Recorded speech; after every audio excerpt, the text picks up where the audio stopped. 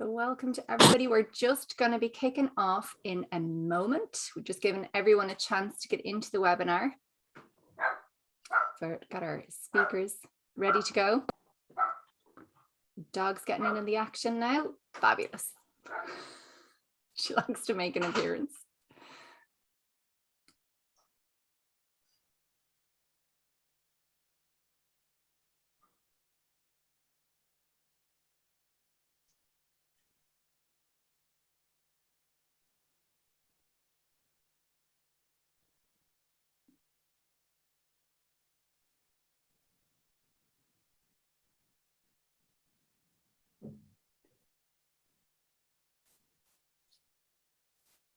Good afternoon, everyone.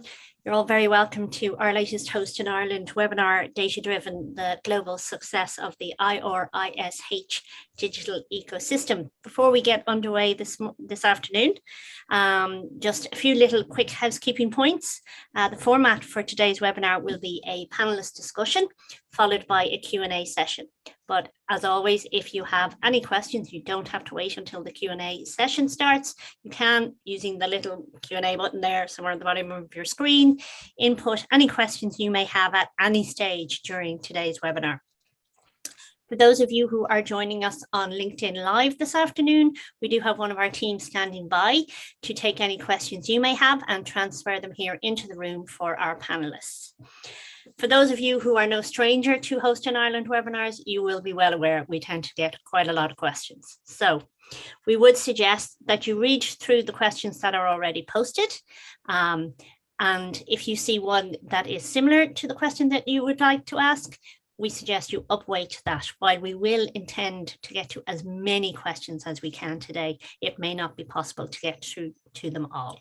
So our suggestion is you upweight any ones that might be similar to yours. So without further ado, I will hand over to our moderator for this afternoon's webinar, Joyce Waddy. Over to you, Joyce. Thank you so much, Tanya.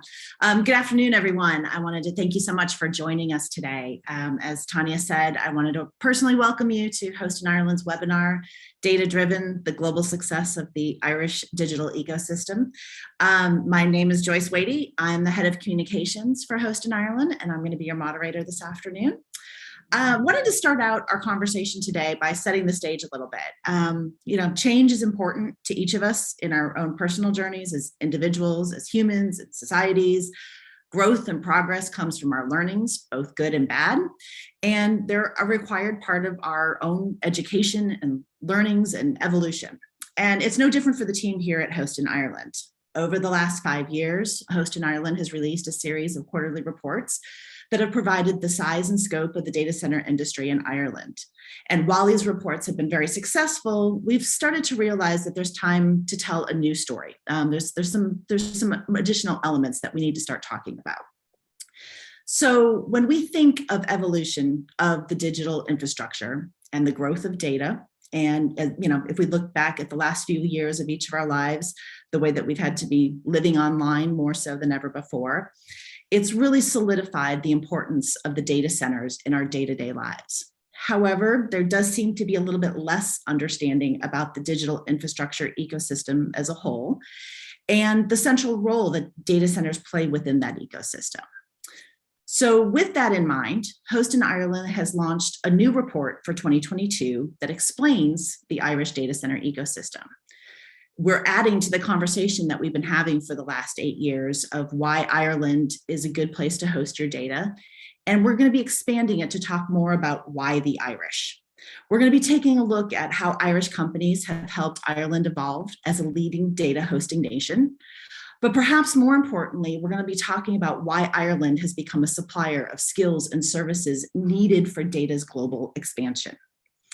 So in putting together the report, what we found in our research and conversations is there were a few common threads that have run throughout the technology and data companies who work from and within Ireland.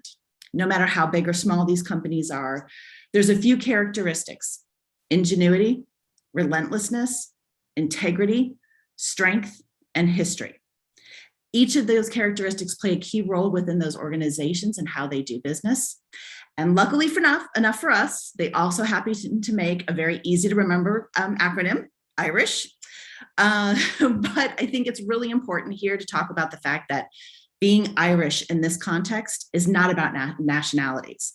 But rather it's really about how and why digital infrastructure coming from Ireland with both global and Irish companies plays a unique role around the world. And this is going to be really important when we look ahead over the next 5 to 10 years, that the strongest market opportunity for the Irish data center industry is actually going to come from outside of Ireland. If we look ahead to the next few years, Ireland has a $6 billion market opportunity, but Europe as a whole has a $66 billion opportunity. That's a 10x greater opportunity outside the country. So we are going to go ahead and we're going to kind of dive into this a little bit further with our guest speakers today. We've been fortunate enough to have a really great cross-section of companies represented on our call. In the report, we spend a lot of time talking about the different cohorts that make up the ecosystem. So today we have speakers from 3 of the different cohorts. The speakers also represent small, medium, and large size companies. And they also represent, startups, native Irish companies, as well as global multinational organizations. So let me go ahead and take a few minutes to introduce our speakers to you all. First up, we have Paddy Ryan from Gagamuller. Paddy is the CEO of the organization, and he's going to be sharing his perspective with us as a young up-and-coming company within the industry, and what he's experienced firsthand as the benefit of Ireland as a center of data excellence, and what opportunities that's providing his company as they are emerging and growing into the global market. Our next speaker is Shane McMahon from Tate Incorporated. Shane is the general manager and is going to talk with us today about his experience as an Irish company exporting Irish innovation in terms of both people and services. And then finally, we'll be speaking with Paul Dillon from Yondr. Paul is the global head of development, and he's going to be sharing with us the role that Yondr's Irish teams play in their global data center projects and why that's important to their business. So let's go ahead and get started. Paddy, like I said, I'm going to go ahead and start with you. You and I had a chance to chat a bit during the drafting of the ecosystem report, and I think you brought a really unique perspective to the conversation. Gagamuller is a relatively young company, but the principals of the company, and yourself included, are experienced in the industry.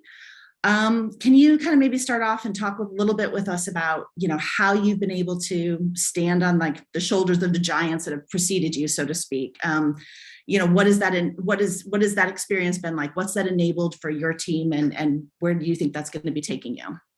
Yeah, sure. Thanks, Joyce. Look, it's been amazing. Take, I suppose, a use case that would be familiar. It's the technology sector and data center sector in particular. So it gave myself and Thomas the platform to elevate ourselves, to elevate our business, our vision, and it gave us an opportunity to make a difference, I suppose, and create Gagamuller. So from the start, we probably saw the opportunity to stand on, as you say, on the shoulders of what has come before us, and obviously evolve and improve the industry quite dramatically using a new skill set that we could look to export as a business model. And I suppose ironically almost our vision is essentially to build with data, to use spatial and autonomous data to do what we as an industry probably are already, not probably about it, are already quite good at doing, which is to build, to construct, to operate, to project manage. And that's, I suppose, our brand. It's our business intellectual property. It's what we export.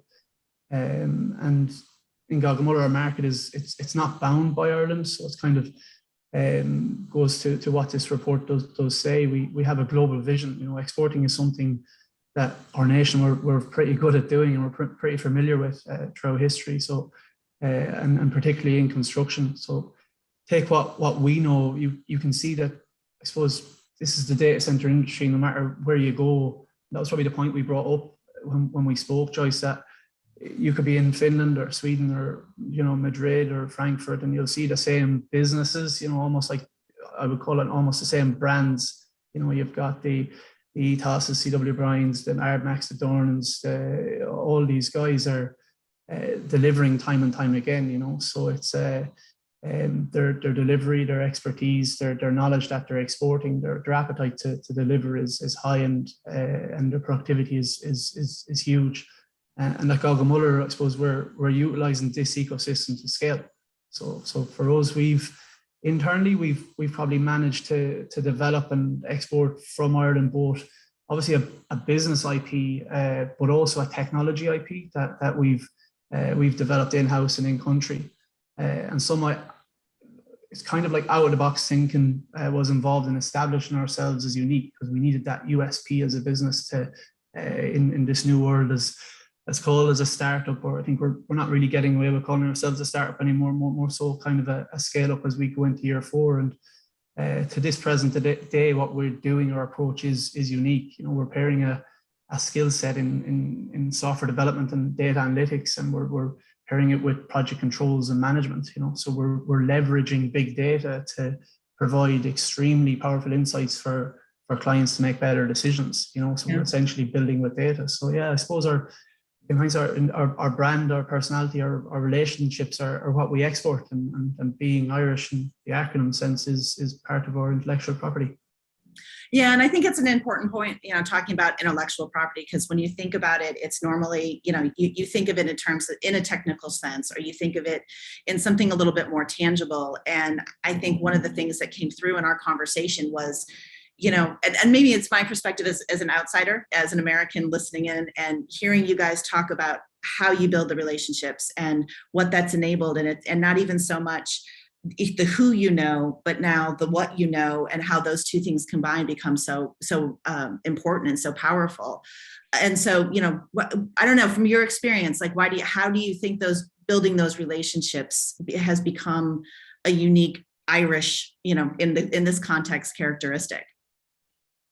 I don't know what it is. We couldn't really put our finger on what this is exactly, but I suppose it's the network that we have. We're used to dealing with each other. Like I said, you see the same people over and over again, the same brands, the same companies, and it's not necessarily that they're Irish, but it's we're well able to build, or our deliverables are probably second to none for the most part. And you know, it's I won't say it's who you know, but it's very much the quality of what we export, the expertise, the skill set, the productivity. All that's the kind of the real part of it for me is what's Irish. I think that. Yeah, no, I think that's definitely what came through in the conversation for sure. So, but I'm going to move on to Shane for a few minutes here. You know, Shane, you and I were a part of a different conversation going into the as we were drafting the report, and we were talking a little bit more about the growing influence of Irish companies in the global market. And I think Tate is kind of in a unique. You're an Irish company, and you've definitely been able to see the Irish data center ecosystem in action, and you've also seen, you know, success across the global market. Can you talk to us a little bit more about that? Yeah, Joyce, we have a unique perspective in it. So Tate originally was a US company that kind of bucks the trend of what we see a lot in terms of acquisitions, where instead of an American company buying the smaller Irish, it was an Irish multinational in Kingspan that acquired Tate way back in 2000. And at that time, Tate would have been synonymous with raised access floors within data centers. And I suppose it speaks to the ability of the Irish to be able to adapt very, very quickly, and that overnight raised access floors were removed from the general designs of data centers. And that forced Tate and Kingspan and everybody else in the sector to adjust. And we've now evolved into far more within the white space. You've got structural ceilings, containment systems, and it's all geared towards making sure the data centers are as efficient as possible. But what that speaks to is you had relentlessness, I have resiliency as my word there for that. But it's the willingness to be able to adjust and accommodate based on what the requirements and the desires are from our customers. And I think that's the same for everybody within what we're calling the ecosystem. Yeah. You know, when I think of the word ecosystem, I think of something far more natural and environmental. You know, it's the jungle, but it's a system of interconnected, integrated, organisms. And if you want to constitute us as an organism and Paddy and Paul as organisms as well, but what it means is that if you have a resilient ecosystem, that if somebody changes, everybody can adapt to that change as well. And that's what makes the Irish ecosystem very, very strong. And I think we've absolutely seen that with COVID over the last few years, where overnight everything shut down.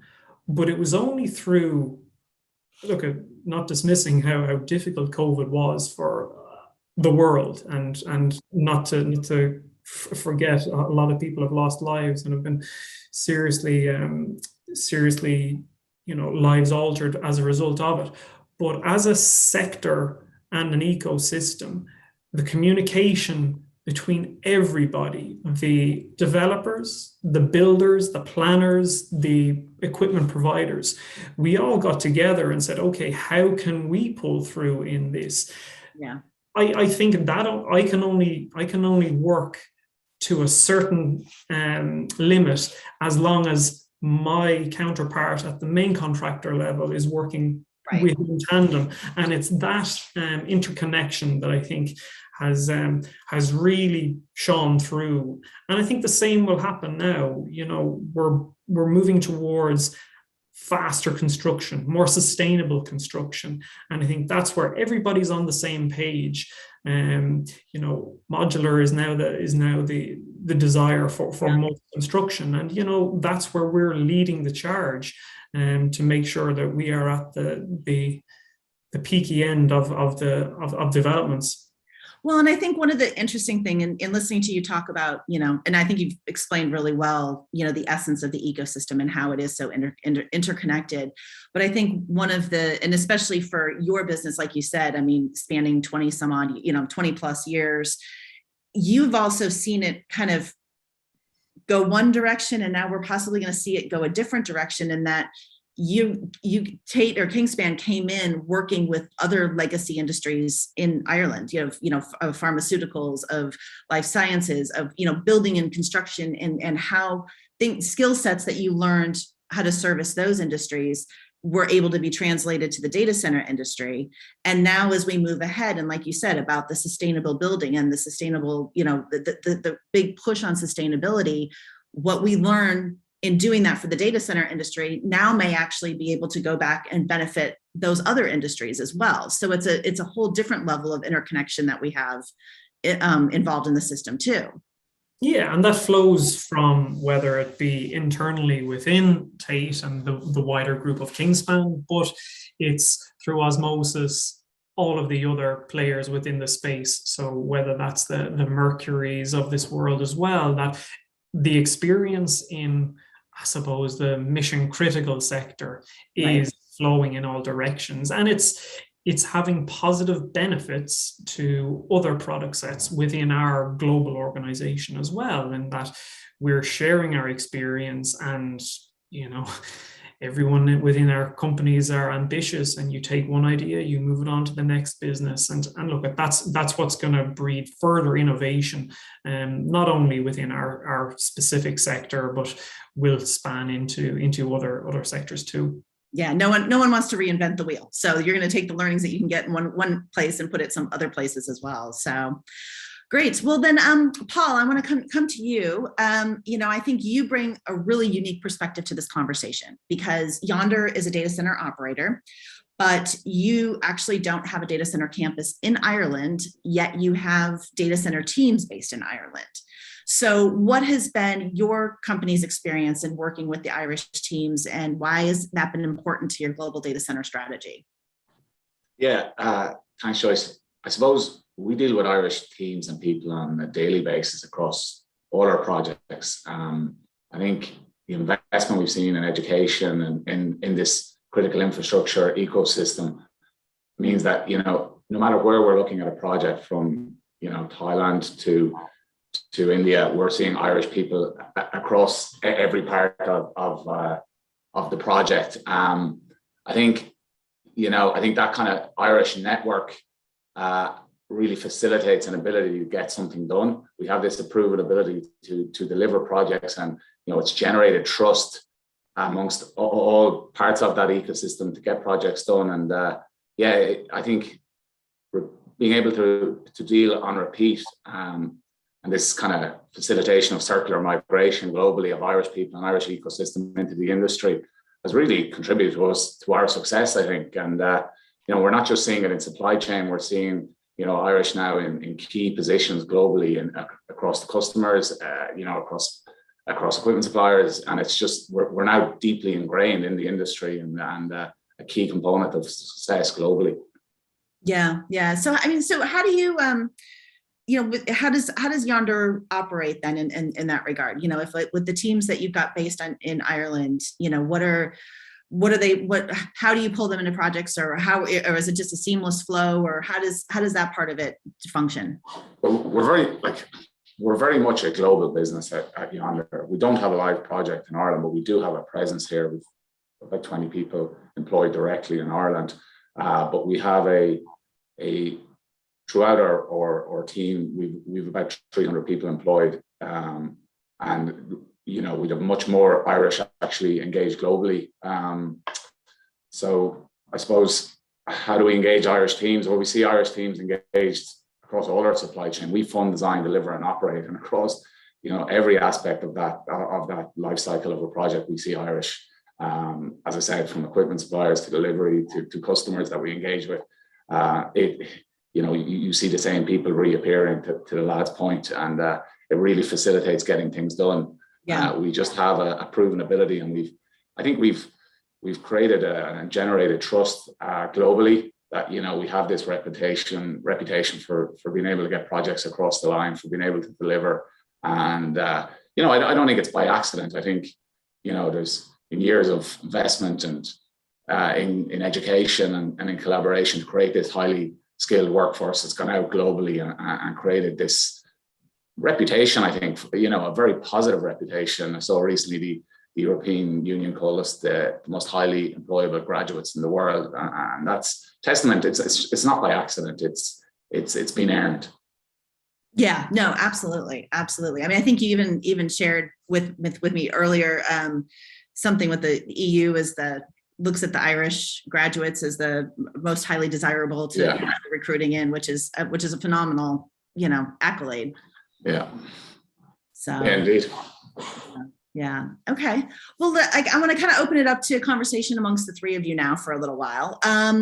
So what are, and you've each kind of touched on it a little bit, but I mean, maybe if we can kind of dive into more, what are some of the perceptions of the Irish working abroad? You each have encountered, colleagues around the world. We've used some of the conversations that we've had about that to kind of highlight those characteristics of integrity and relentlessness and ingenuity and history, and I'm forgetting the other one right now, strength. How have you guys seen those play out in your own experiences? Open to who wants to jump in first. I'll go first, Joyce. I think there's a familiarity with what has happened. Like, I think Gary will always allude to the fact that this journey or this leadership position that Ireland has it started years ago, and there's a familiarity now with everybody on how the Irish conduct themselves in their projects, whether that's planning, constructing, or equipping these data centers. And so the ability for the Irish to be able to commute across all of Europe, it's just a familiarization that everybody has, that it's copy paste. We know this will get done to a standard that is always excelling, always improving.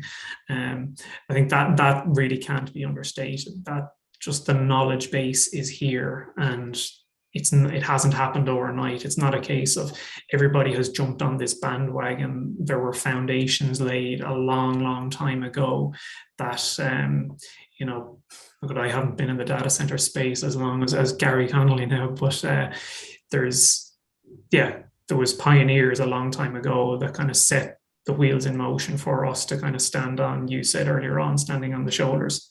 Yeah, right. But even Shane on that point, like we had a bit of crack because we've had multiple meetings on this topic over the last 4 or 5 months or so.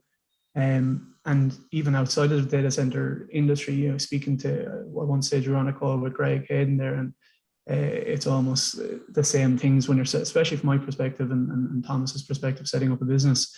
You know, he's almost laughing at us trailblazing across the world, going winning new work and new business, and saying that that's exactly what he did 20 years ago. And it kind of goes to the point of kind of more generally speaking, as Irish as a nation, as a culture, we're not afraid to travel. We're not afraid to get up and go, and it doesn't really matter where. And that's the beauty of the industry that we're in with data centers and technology in particular.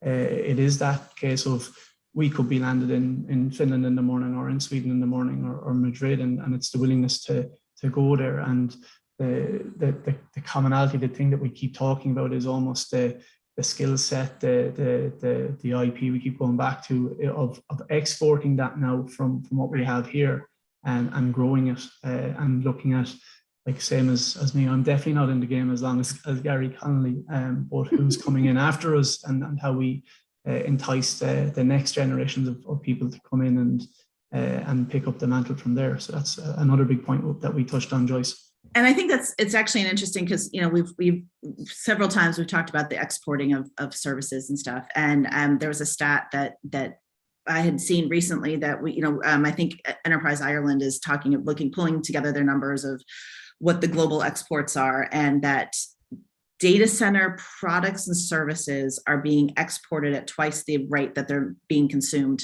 internally in Ireland.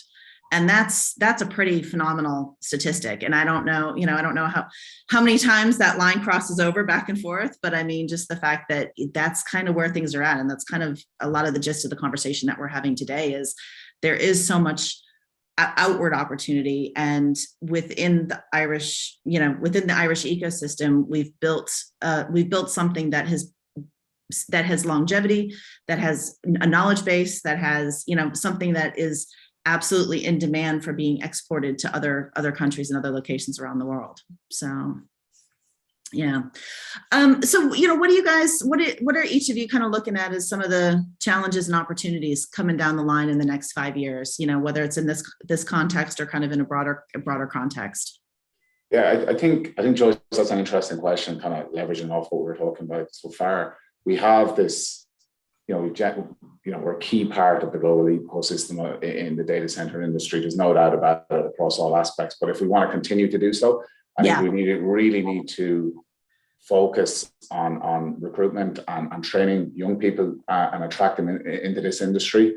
At Yonder, we promise to meet tomorrow's needs today. And to do that, you need to start preparing now. I think looking at apprenticeships for young people, focusing on diversity and inclusion, getting both young boys and girls into the industry is really important. Right down to post-primary school level, and attracting people into STEM subjects. I think things like I think it's in the Sligo IT's Bachelor of Engineering in DC's facilities management, those kind of courses, and getting people involved in the industry early will continue to allow us to be a key player in the industry globally. I think that's really, really important that we're getting and attracting new people into the industry. Yeah. No, that's absolutely an industry-wide conversation that's going on. And was Uptime Institute's report last year, I think that, there's going to be a deficit of over 300,000 global jobs. So, I mean, that's absolutely something that's really, really going to be facing everyone in a pretty serious way over the next few years. Shane, is there anything from your perspective? Totally agree with Paul. It's all about the people. It's the biggest impediment to growth is just good people, and you want as many good people in the business as possible. And our industry doesn't get a great reputation. It's nothing but bad news on whenever you switch on the web. It's a bad story about data centers, and it's almost an ashamedness that needs to go along with it, when in fact sorry guys, these are highly skilled, highly well-paid jobs that we're providing a net export for Ireland as a country. So when you say you work in data centers, it's something you should be proud of. And to Paul's point, you need to be laying the foundations at a college and STEM level, so that we can entice people all the way through and get that positive culture in at an early age. I would hazard to guess that most teenagers don't know what a data center is, yet they're the ones that are keeping us in the job with their memes and videos and things that I'm not up to speed with, but they're the future of our sector, and we need to be enticing them fast into it. And yeah. So it's actually interesting because it kind of made me think about, what are the misperceptions? What are some of the misperceptions? And originally I was kind of thinking of this question of, working abroad and being abroad, but I mean, it brings an issue right back home very strongly of, if we're trying to recruit people and we're trying to look and there is a perception of what the industry might be, what would be your answer to counter that? Like, what would be the one thing that you would want someone to know about the industry to attract them into it? To paraphrase the great Gary Connolly, the data centers are the how, they're not the why. They are what is driving the innovation for electric vehicles, for instance. We're all being pushed towards electric vehicles, but they will not work without a data center. So again, it goes back to the word of an ecosystem. You need an ecosystem of the future technology of this world, and data centers are a huge part of that. And that needs to be communicated loud and clear, that these aren't just big, hungry energy consumers that are giving nothing back. Data is our export here in Ireland, and beyond our export is our people and our products. And it just so happens that the two are very closely connected and tied together. So, the ecosystem is probably the best way to communicate that we are all interconnected in some fashion. I think on that as well, Joyce, and to Shane's point, it's also because and I'm kind of going on Paul's point, but it is people, it is educating the next generation, but also educating the generations that are into construction is a bit of work too, that are already there, and educating them on new ways of thinking. But to that point, it's funny, Tom and Timmy in particular, within our business, do a lot of work with the colleges and getting involved with different courses and different modules to kind of educate them that the stats that do go out there about the construction industry as a whole being the least digitalized or second least digitalized, that can scare a lot of people away from working in construction as a whole. And it's quite somewhat refreshing to see sometimes when we speak to college students, when we open them up to what is actually possible and the work that is going into innovation and R&D in this industry. It makes them think a little bit twice when they're filling out their CEOs or looking to go to college. And I think that's something that I'd love in the future, that we kind of stop focusing on the bad of the construction industry and how undigitalized it is, and focus on some of the cool stuff that we're doing as well in terms of innovation. So that's another point worth mentioning. Yeah, that makes sense. Go ahead, Paul. No, I think the only thing I would add is that, I think we need to sell ourselves better as an industry. But, to get involved in this industry is not just construction. You can get across, get involved in any aspect from financing. We've seen lots of private equity money flowing in over the last few years across sustainability, across energy. And, there's loads of opportunities for young people to get involved. It's not just construction. It's not just operations. It's, there's lots of exciting opportunities to get involved, and make a change. Looking at how we do things better, like we have a big focus internally on energy and what we're going to do differently, and the concept of additionality and creating new supply, etc. There's just loads of opportunity for young people, and I think it's just about getting a message out there that of the range and kind of scope of opportunity in our industry globally as well. I think that's an attractive piece for any young Irish person, is the opportunity to travel, to participate in a global business, both in Ireland and abroad, and kind of move freely between countries as part of this industry. Okay. Well, you know what, we have actually, the segue there, this conversation right here and the answer to this this last question, and I'm looking through the questions that are coming in from people listening in on the webinar, and it actually has really opened, we've opened a perfect door to step into some of those right now. The first question that we have is from Christian Volkman, and I think maybe Shane or Paul, if one of you wants to take this one. It's, what roles do you see I.R.I.S.H data businesses, and I.R.I.S.H in the acronym term that we've been talking about today? So what roles do you see I.R.I.S.H data businesses taking in the energy transition, looking towards a sustainable future for the sector? I can take it from a product. I suppose, Paul, do you want to take it first, maybe from the macro level of the DC developing?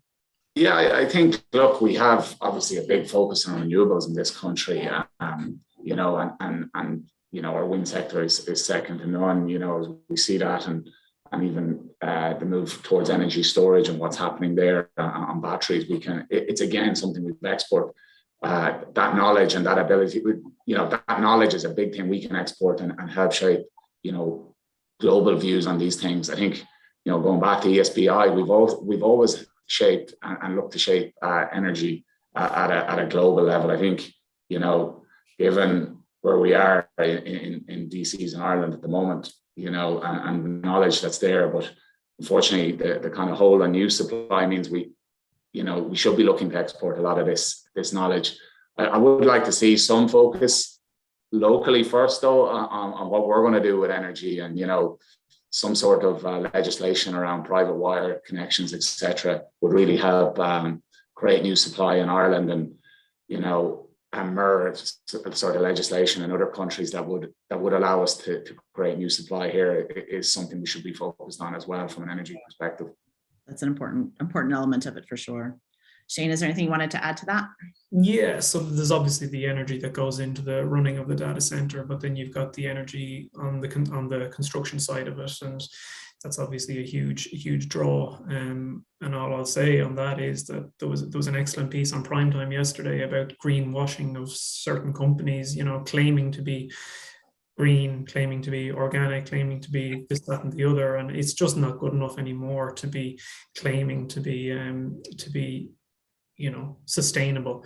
It has to go all the way down to EPD certs on products, so that through every stage of material going into the construction of a data center, that there's full circularity and traceability on it. You know, construction is a carbon heavy sector.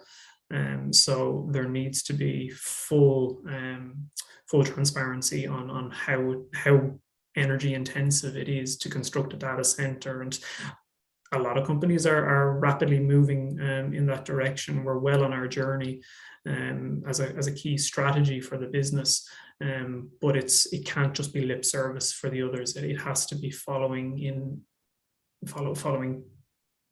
Yeah, no, absolutely. Everybody's looking for actions now, not so much words anymore. So another question that came in, and Patty, I think this might be an interesting one for you. It says, the great success I.R.I.S.H companies have had across Europe in terms of data center design and construction clearly indicates Ireland's ability to export its skills and expertise in these areas.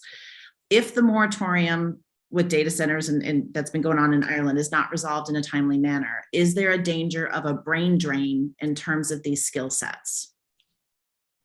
Yeah, no, like it depends on what type of individual you are, but I think we're, like, in terms of the skill set that we have, the roles and responsibilities that we do, and a lot of our work here, I'm only speaking to what we do within our business.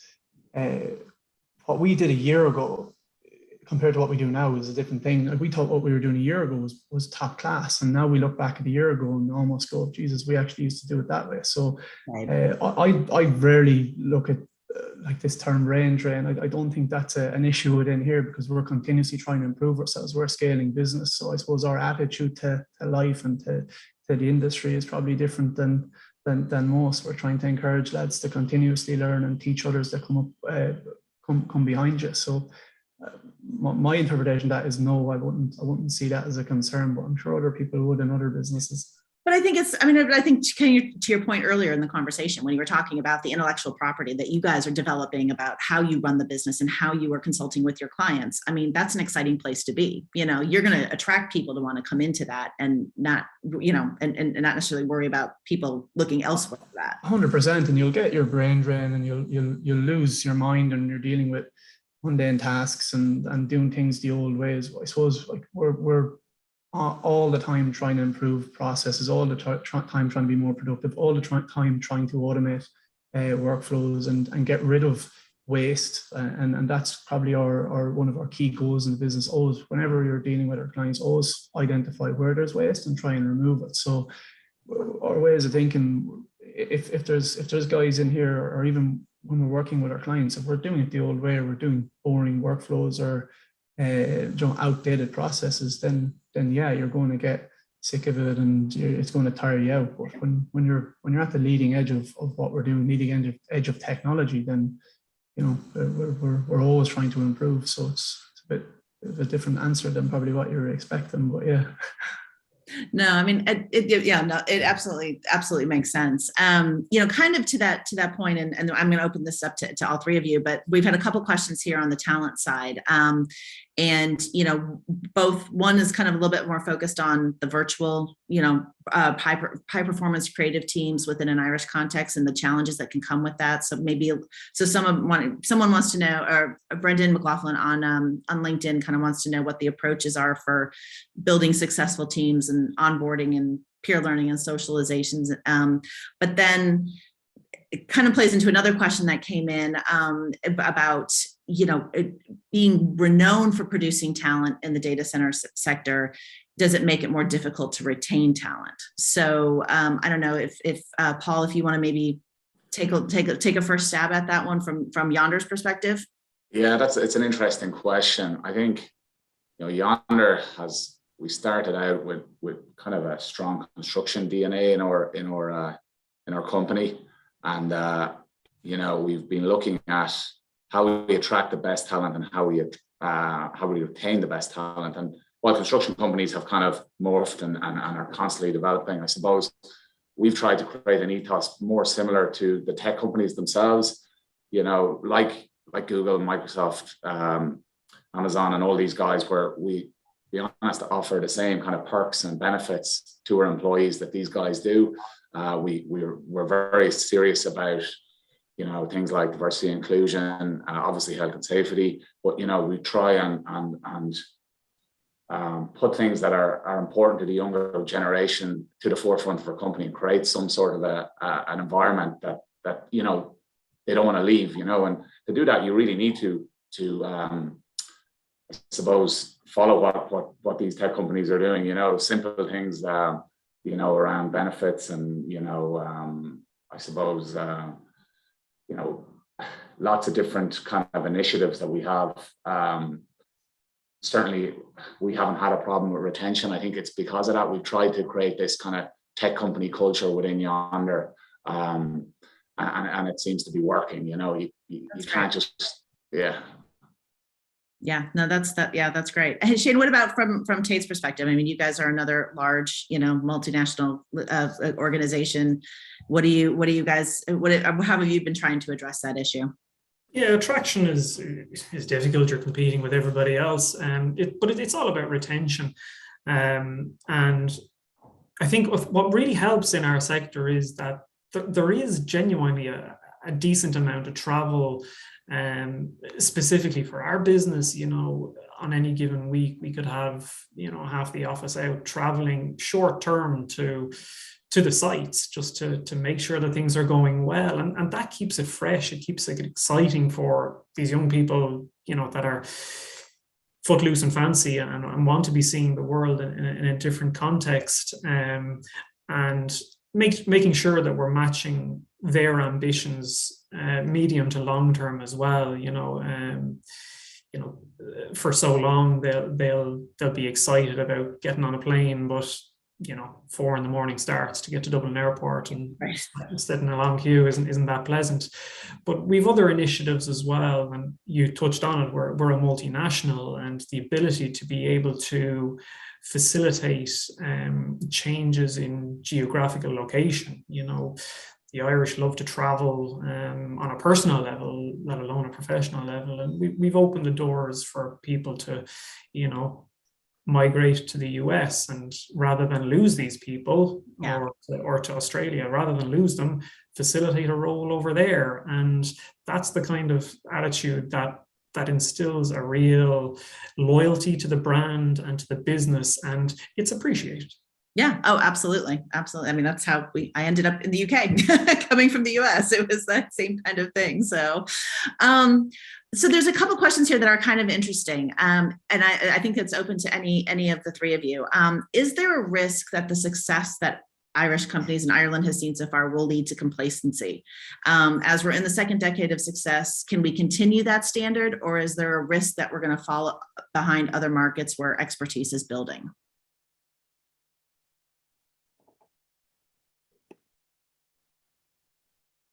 Paul, what about you, Paul? Do you have any thoughts on that one? Do we think there's going to be complacency?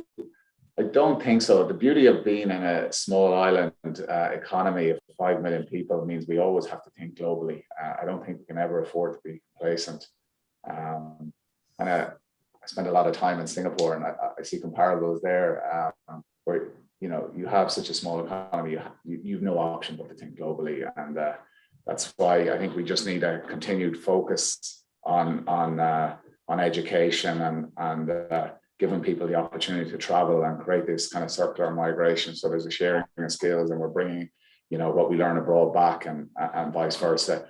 So I just don't think we have an option to get complacent, or we're not the type of people to be complacent. I don't agree either. Like, there's huge innovation in Ireland. There's an abundance of startup companies that in different even sectors that have come from Ireland and done extremely well. And you can even, it's great to even see it from our perspective in the construction industry, to see other startup companies coming and getting involved, because it can be a lonely place when you're the new kid on the block, let's say, you know. So it's there's I don't think we do complacency. I think we're always pushing ourselves as people here. We never pat ourselves on the back either. So like we never get complacent. So.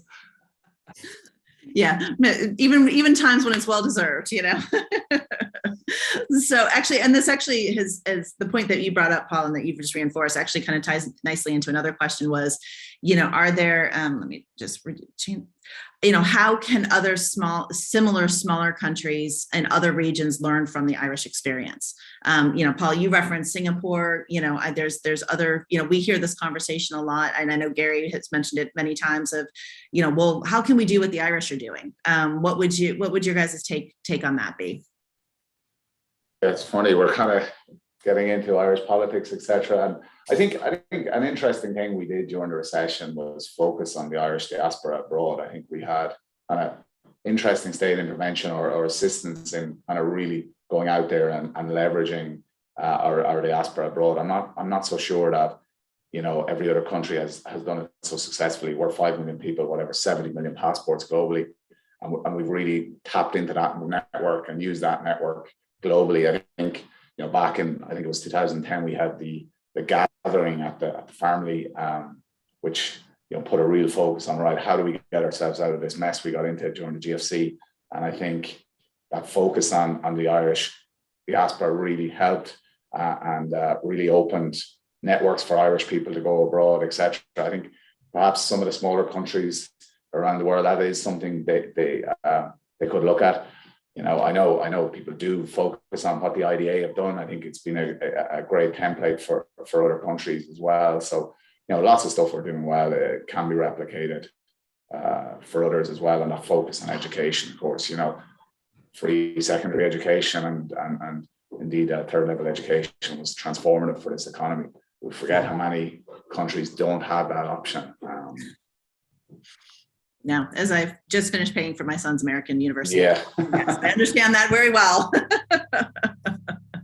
So Patty, any thoughts from you? I'm not a politician. Paul answered it perfectly. So Shane, what about anything that you think other smaller countries markets could use to replicate from what Ireland has done well? or we have done well as the Irish? I kind of flip it on its head and say there's a hell of a lot that we've learned from small countries as well and have absorbed. And I think that's probably kind of, Paddy said it, we don't pat ourselves on the back. Like if there's a better way of doing things, we adapt. And geez, we're not the first people to build data centers. And I think we've absorbed an awful lot of positive things from all of the countries that we've spread our wings to. So rather than trying to give advice to smaller countries, I would say that smaller countries have provided some of the inspiration for us adapting in all fashions, whether that be on the delivery or even the planning or design side of things. So it kind of needs to be a rising tide lifts all ships from whatever country that is in. And it goes back again, I'll bring the analogy of the ecosystem into it.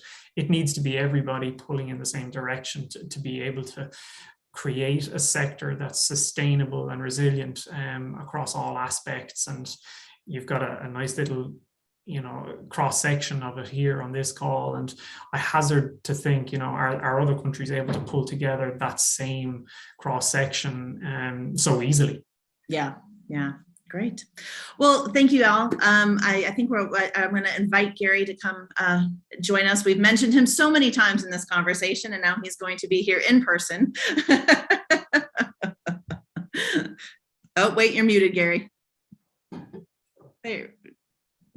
It was extraordinary to be in the background there, Joyce. It's just a great show. Thank you so much, everybody. Listening back to each of your own journeys and your own interpretations.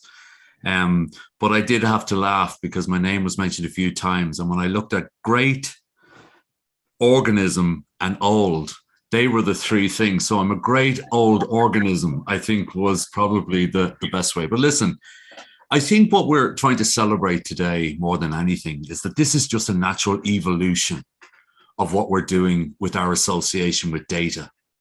My story is always, when did we start this association with data? To Paul's point, when we made secondary education free of charge in 1957, which attracted IBM, which attracted Digital Equipment Corporation. So really what we're celebrating today is the natural evolution of those good steps that were taken over the last 6 or 7 decades. And it was interesting, the last question that came in about a smaller nation. Joyce well, and the guys on the call, up to this point when we've been promoting Ireland as an optimum place for data, we've always said it was about policies, pedigree, people, power, pipes, and proximity. It's never one thing. It's a blend of a number of things. I'll be flippant and say really what's helped us a lot, and I mean this in the best respect, a famine 150 years ago meant that we spread so many people all over the world. 70 million people own Irish passports. But as Paddy knows only too well, and it goes back to that complacency issue, being Irish, connecting into an Irish diaspora may make it easier to get in front of someone, but it doesn't mean you get the business. You still have to be brilliant. And that's obviously what we try and hold. And I loved what Paul said. We're too small to be complacent. And when we look at today and we look at these guys on the call and we look at who they represent, why was Ireland ready to jump on the opportunity internationally for designing, building, and operating centres? It's because we built and operated centres here for the last 20 years. And why were we ready here? Because we've done Intel, Hewlett-Packard, Pfizer, Amgen. We're only just stepping stones for the latest technology, and it equips us to be ready for the next thing. One point I'd make always is there's 2 words in data center: data and center. The data to Ireland is worth 150 billion in exports.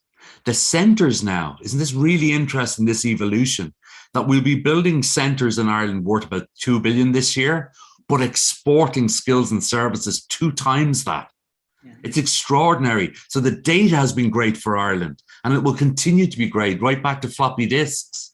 But now the centers and the skills and services. I had a question for Paddy. Paddy, I'm scratching my head here, and I'm wondering, if it wasn't for the data and in the centers and the digital infrastructure, would there be a Gaga Muller? Won't give the game away, Gary. There probably wouldn't. No, there wouldn't. There probably wouldn't. It's that diversity and usage of data in centers and infrastructure that allows you to have staff all over the world, right? To allow you to have AI algorithms that basically can preempt.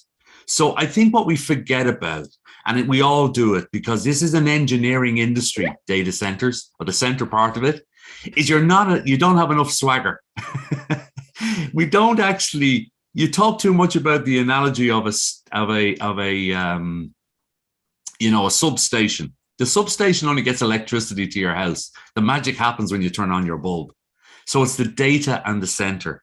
And the only other point I have to make is that I hope, I really do, that we're at this stage now where we can nearly put into history as much as possible this horrible phrase that continuously for 60 years now has continued to be behind us, punching above our weight.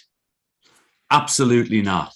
Ireland, the Irish, and companies in Ireland are exactly where we should be because we've been doing this for 60 years. We've been scramping, we've been scraping, we've been meeting, we've been educating. So anyone says you're punching above your weight actually doesn't. Come and meet me outside the back of the local pub and we'll have a chat about it, because there have been 60 years of people saying that. We're exactly where we should be. And let's not do, and I think this was brought up by Paddy, let's not begrudge ourselves. Let's not begrudge ourselves that we're not exactly where we should be. Let's not look at success in our local market. And remember, this is what we are faced with. We are challenged with challenges of success in the data center industry in Ireland. 2 gigawatts. I challenge anywhere to integrate 2 gigawatts of opportunity into a grid, even in North Virginia. So thank you so much for joining. Joyce, thank you always for your perspective, because you are that American living in London. I know I called you a werewolf once, but that that was that American Werewolf in London movie back in the day, because you do bring a different perspective. Thank you so much for all of our partners. We're 51 now.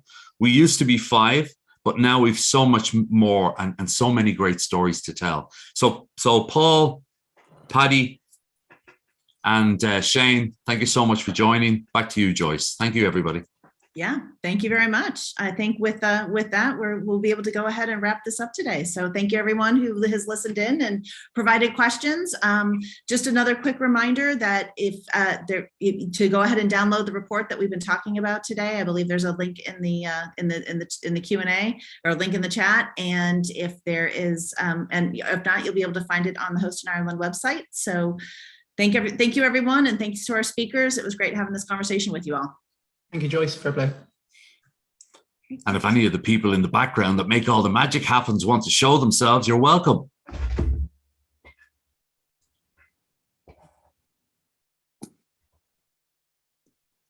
Yeah, everyone's just got like, no. Slowly coming back online. See? Great. These are the people that make all the magic happen. So thank you, everybody, front of house, back of house, in-house, around house. You're all brilliant. Thank you so much. Thanks, guys. Well done.